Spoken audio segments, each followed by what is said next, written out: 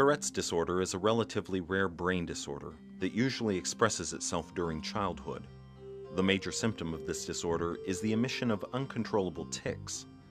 The ticking includes motor tics, such as jerking the head, and vocal tics, such as emitting sounds and words. In a minority of cases, these vocal tics can also include the uttering of socially unacceptable words. Ben is a 17-year-old high school senior. He was first diagnosed with Tourette's when he was 7 years old, and both he and his brother suffer from the disorder. In the first segment, Ben describes the onset of his Tourette's syndrome, and then tries to explain the internal experience of his ticking. Note that although the tics are involuntary, Ben is able to assert some conscious control over them. I would have probably started ticking around first or second grade. Major ticking. I mean, like, really noticing them. I mean, there was many different tics, I mean, I used to, like, move my head like this, and I would, like, throw my arm out, and, I mean, not like, but I mean, like, jerk, flop my arm out like that. Not like a seizure, I was just, as a tic. And also, and then my vocal tics would come on. It doesn't feel like an itch or anything, but sometimes in my, it's in there, and sometimes I just have to say I gotta let it out. I have to let it out. It's not like I'm sitting on this chair going, all of a sudden like a hiccup or, all of a sudden, or like a jolt or anything. It's something that I purposely let out. It's, sometimes, I can control it. I can control it to a certain extent. It's really not any feeling with it. It's just something that has to be done. I can hold them in for a while. Sometimes, like, I test myself. Sometimes I can just sit and hold still for a while, and I can do it for a long, long time. If I focus on it and I put my mind to it, I can do it. I haven't really met a lot of people who have Tourette's as worse as mine. I mean, I don't have. I mean, I've seen people on TV, like there's this one Tourette's video called Twitch and Shout. I've seen people, I mean, like, thrashing their head, major tics like that. But I see myself kind of in a medium, just in the middle case. I'm not a mild, not a severe, but kind of a medium.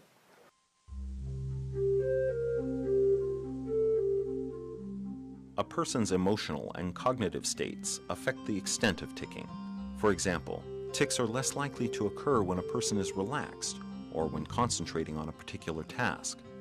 As you have seen, when Ben is answering questions during this interview, fewer tics are expressed.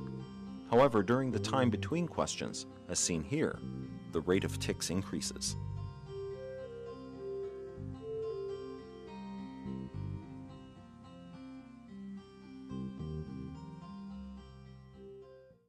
It does affect the driving some way, but but I haven't got any accidents yet, which is a plus. I've had very many close calls. Sometimes I could be like, I could probably have a lot of head twitches and, and look. I mean, which is, I could be looking like, I could be ticking my head a little bit.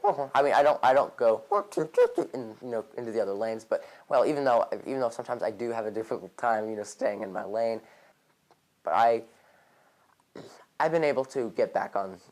It's not like it's not for very long. I just, and then I focus back on the highway. It's kind of an instinct. So at times it can be pretty hard for me, but sometimes I just need to realize that this is something that I have.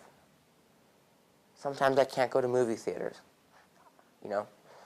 My friend, it's not that my friends don't want me there, or it's not that people wouldn't want me there. I mean, it's not that they don't like me, but I mean, if they pay for a movie ticket, they pay to go see a movie. You know, they don't want a yippy kid, a kid in the movie theater, you know, yipping away.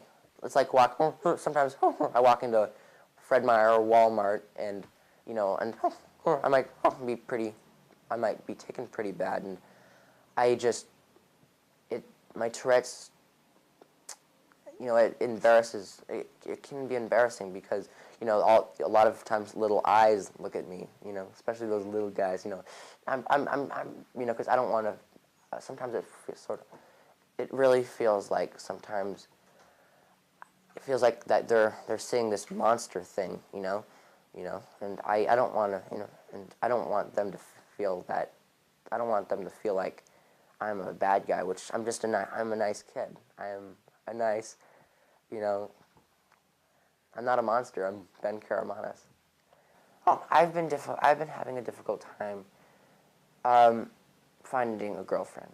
I mean, I might not be ready to have a girlfriend, but you know, I'm getting up there. You know, I am getting up there. But you know, and sometimes I have a tendency to, you know, as just a natural tendency to having Tourette's.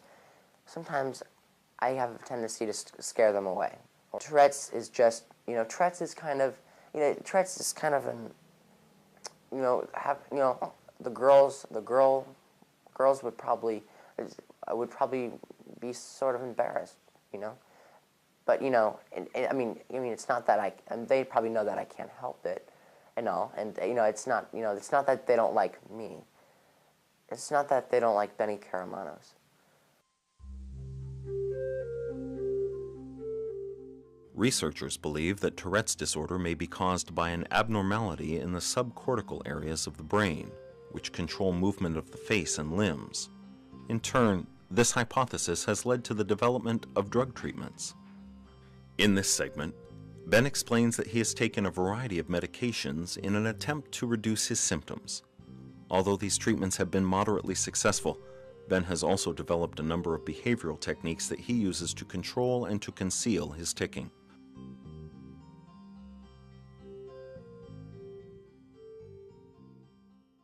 Taking so many medicines, it's unbelievable. But you know, medication is not the only thing out there. You know, I can always try taking deep breaths, like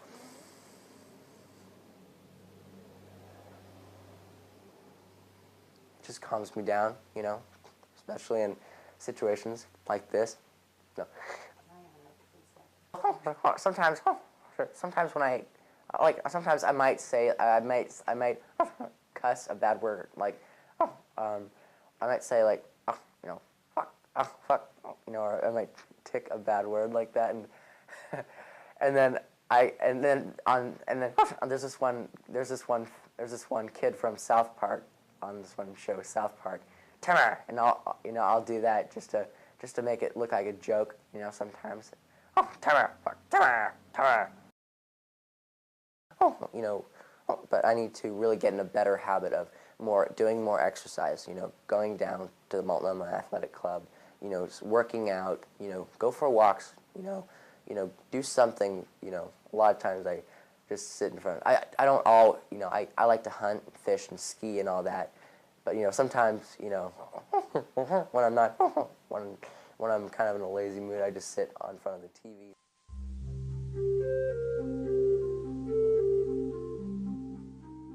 Research shows that Tourette's symptoms usually become less prevalent as a person grows older.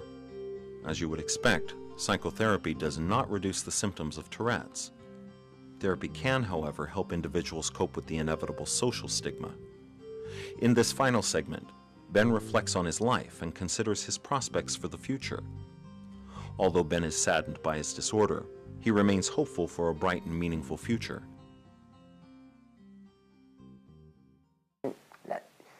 17 years of having Tourette's. It's a lot. I mean, no, well, it's not. Well, it's in a way, it's a lot, I mean, you have to,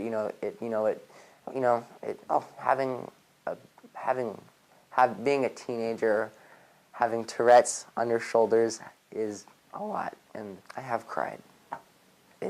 Tourette's it's tough, but hey, it doesn't make me less of a man.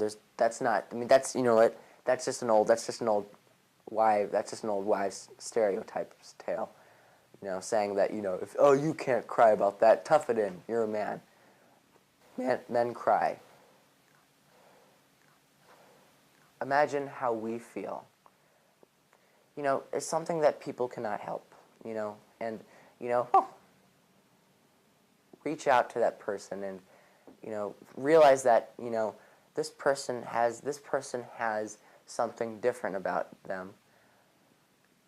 But also, this person might be a really good person. This person is probably a really good person. And you have to look beyond the tics.